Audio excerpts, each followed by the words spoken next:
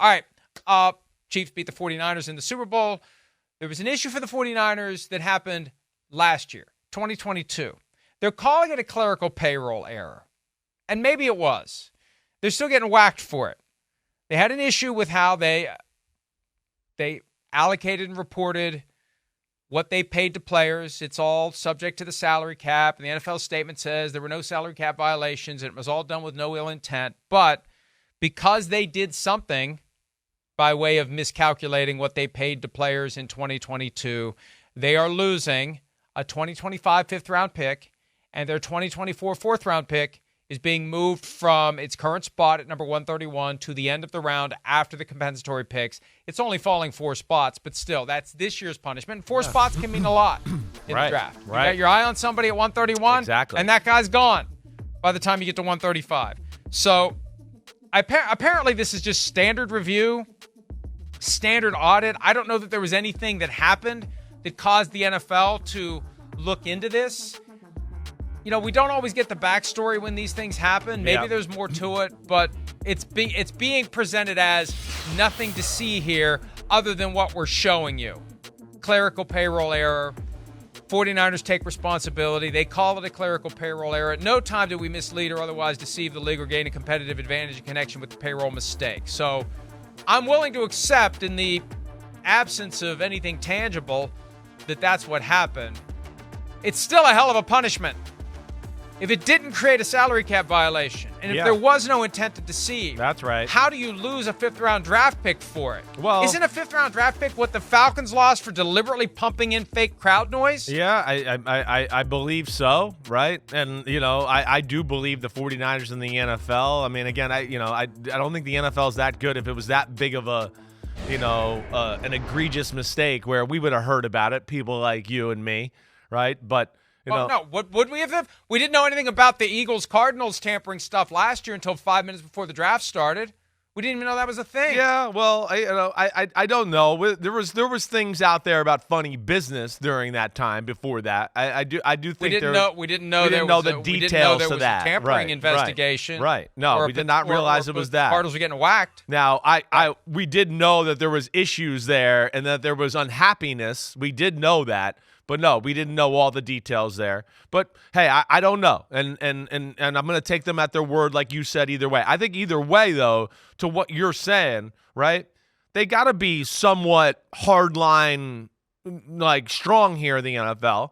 Even though the 49ers didn't mean to do it or whatever, clerical error or whatever, they can't take the chance of teams trying to pull off this crap and doing something, egregiously strong or aggressive to help their team out. So I think they got to draw a line here in the concrete, right? And go, nope. No matter what, even though you didn't mean to do this, this is one where we got to make sure nobody else in the NFL even thinks about doing this. And I think that's probably where the NFL's minds are in this one. Well, if you don't punish the accident, you're going to have other people who do it on purpose and go, it's an accident. Exactly. That's my point. Right. Thank you that's the way to say it. Strict liability. Right. Strict liability. No, drawing no line in the concrete or the sand or whatever it is you would properly draw a line in. And now you can draw a line in the concrete before it sets. Once it sets, it's kind of hard to draw the line in it. I'm looking at the item from March 30 of 2015.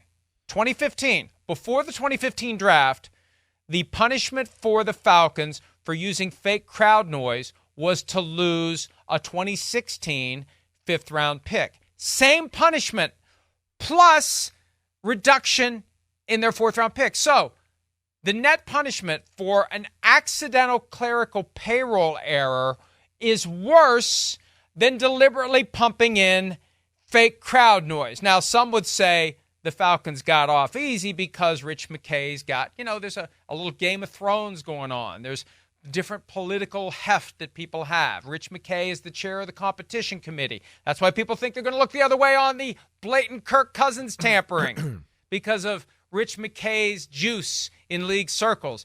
And Chris, hadn't thought of it until we were talking about it just now. How in the world do the 49ers, for a mistake, get a bigger punishment than the Falcons got for deliberately piping in fake crowd noise? I think the 49ers' mistake is still more egregious when the guidelines, the bylaws of the NFL. I think that's didn't violate the salary even though cap.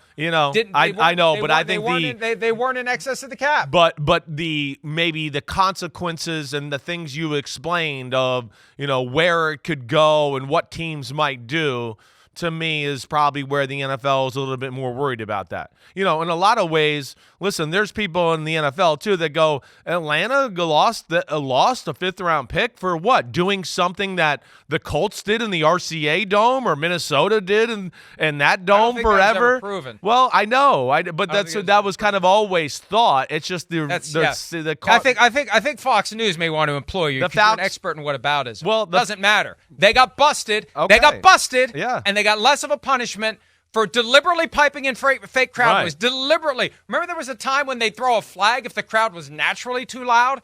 For deliberately piping in fake crowd noise. Right. They got a fifth-round pick. My point is the 49ers, for an accident, got hit harder than the Falcons did for deliberately creating a competitive advantage at home games by making it louder than it naturally was. There's something wrong with that picture to me.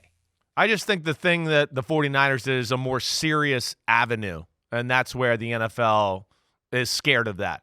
What that message, like you said, could send to other teams.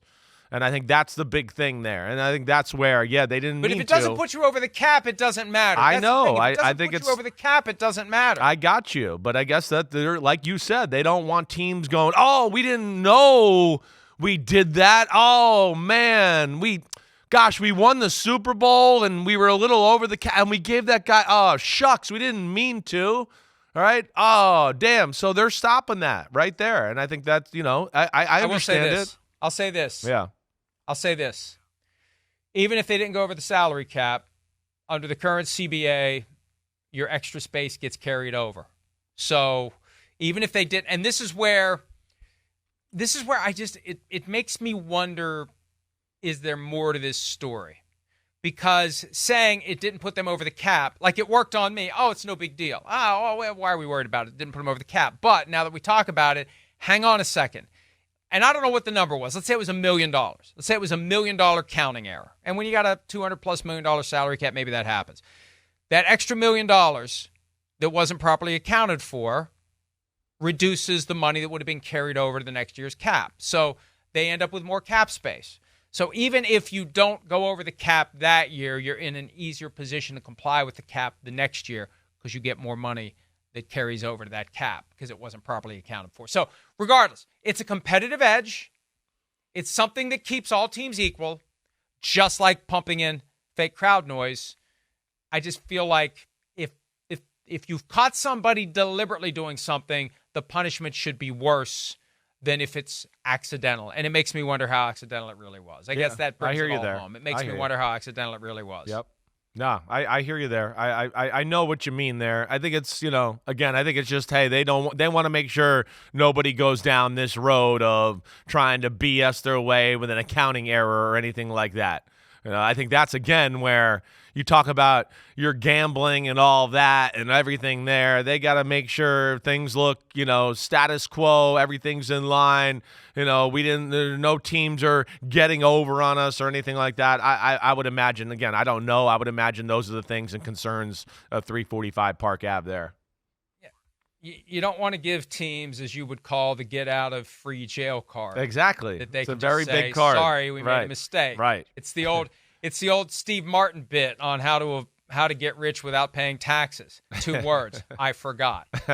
Although Steve, I forgot. I hope Steve never forgot to pay his. He should maybe talk to Wesley Snipes about what happens when you forget to pay your taxes. All right, let's take a break. When we return, is Kirk Cousins paying up to wear number 8 in Atlanta, or will he be wearing a different number? We have an answer, and I think there's a postscript to it that probably explains why. He's a businessman. He's not paying for that. Right, I don't think it is. I don't think he'll do it. Hi, it's Mike Florio. Thanks for watching PFT on YouTube. Hit subscribe for the latest news and analysis from Pro Football Talk.